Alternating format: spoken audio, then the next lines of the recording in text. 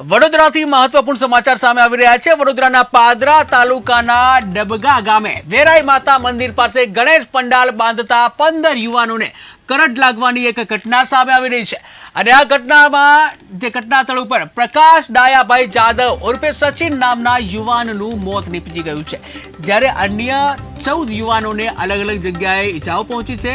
ત્યારે લોખંડની એંગલ પંડાલ પરથી પસાર થતી હાઈ ટેન્શન લાઇન છે એને અડી જતા આ દુર્ઘટના સર્જાઈ હતી। જ્યારે વડુ પોલીસ મથકના પીઆઈ એમ.આર. ચૌધરીએ જણાવ્યું કે મોડી રાત્રે પંડાલ બનાવતી સમયે આ ઘટના બની છે। અંદાજિત 15 ફૂટ ઊંચો પંડાલ બનાવવાનું કામ ચાલી રહ્યું હતું અને આ દરમિયાન આ ઘટના બની હતી। આ બનાવ અંગે અકસ્માતે મોતનો ગુનો દાખલ કરી કાર્યવાહી હાથ ધરવામાં આવી છે।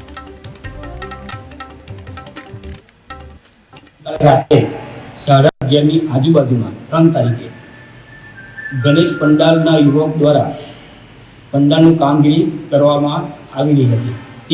તે સમયે પંડાલના બીમ 11 કેવીના વાયર સાથે અટેચ થતા 15થી વધુ યુવાનોને કરંટ લાગ્યો હતો, જેમાં એક યુવાન સચિન ઉર્ફે પકાભાઈનું ઘટના સ્થળે મૃત્યુ થયું હતું, જે ઘણું દુઃખદ ઘટના બની હતી। ગઈકાલે રાત્રે 11:30 આજુબાજુમાં 3 તારીખે ગણેશ પંડાલના યુવક દ્વારા પંડાલનું કામગીરી કરવામાં આવી રહી હતી।